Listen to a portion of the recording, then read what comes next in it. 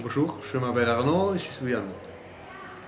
Bonsoir, et je m'appelle Giorgio et je suis italien. Bonsoir, je m'appelle Ilenia et je suis italienne.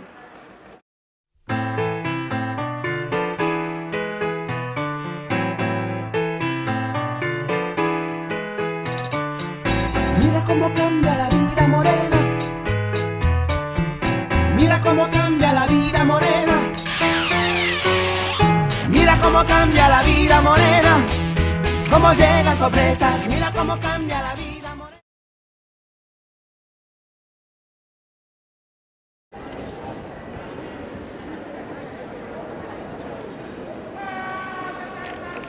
Bienvenue dans la suite de notre série sur la colocation. Aujourd'hui, nous retrouvons Tamara, une jeune étudiante française ici à Madrid. Elle habite à 2 pas de la Plaza Mayor et aujourd'hui, elle nous ouvre les portes de son chez elle, de son appartement Erasmus. Il me semble que vous avez déjà rencontré ses colocataires. Elle va nous en dire un peu plus sur cette ambiance internationale si particulière. Bonjour, bienvenue chez nous. Bonjour, merci beaucoup de nous accueillir. Mais de rien, surtout qu'aujourd'hui c'est très calme, nous ne sommes pas au complet, donc c'est des conditions idéales pour vous faire visiter l'appartement. Donc suivez-moi. Donc voilà, ici c'est le salon, c'est la pièce à vivre où on passe au plus clair de notre temps. Mais c'est pas vraiment la tour principale de l'appartement puisque la tour principale c'est quand même sa situation. Donc je vais vous montrer, suivez-moi sur le balcon.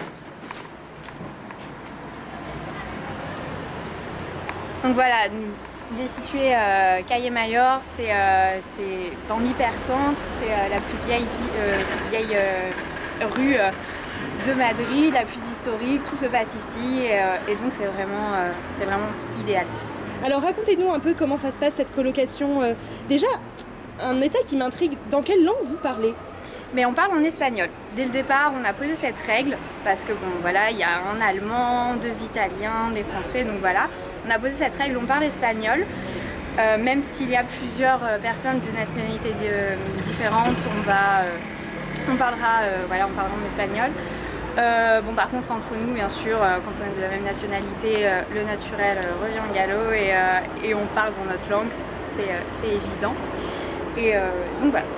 Et alors, en ce qui concerne les clichés sur les nationalités, vous qui avez passé 1 an ici à vivre avec des étrangers, est-ce que vous pouvez nous confirmer certains stéréotypes ? Oui, bien sûr.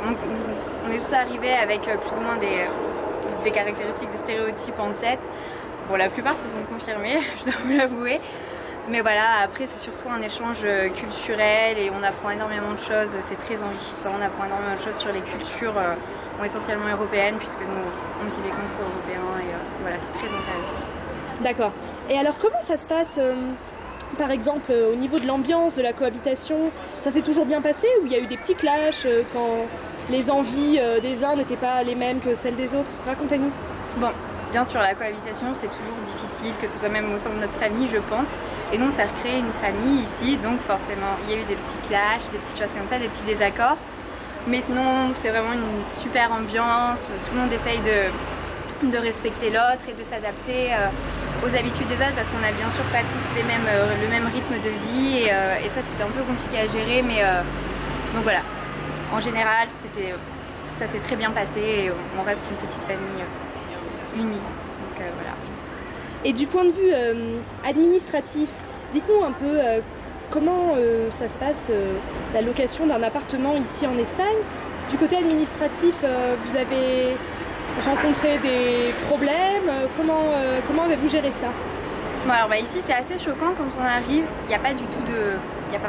Enfin pour nous, on n'avait pas du tout de contrat. Donc le propriétaire est très sympa, mais on est arrivé, en fait chaque mois on a un reçu manuscrit qui nous dit voilà, avoir attesté de telle somme, avoir reçu telle somme. Donc nous on était un peu, on est arrivé avec nos habitudes de français et c'était un peu déstabilisant, mais voilà, donc on le paye en liquide chaque mois et on a ce petit reçu, mais on n'a jamais eu de problème, il est très réglo et donc voilà, ça s'est bien passé. C'est différent, mais ça s'est bien passé. D'accord. Et alors Tamara, vous pourriez nous faire un petit bilan de cette année Erasmus après 1 an passé ici à Madrid, quelles expériences, quelles leçons vous tirez de cette expérience?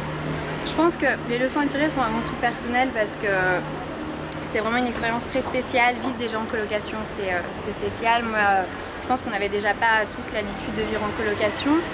Et en plus, dans cette ambiance internationale, toutes les cultures se mélangent, etc. Et les échanges. Et on est un peu déracinés, donc on se refait, on s'ouvre plus. C'est un mélange, c'est des contrastes. Et voilà, c'est une expérience vraiment fantastique. Plutôt enrichissant l'expérience. Et du coup, vous garderez contact avec ces personnes rencontrées ici? Ouais, bien sûr. Dès qu'on pourra, on ira. Je pense qu'on se reverra et il n'y a pas de souci. Du coup, aux quatre coins de l'Europe, et ça donnera quelque chose de plutôt sympa.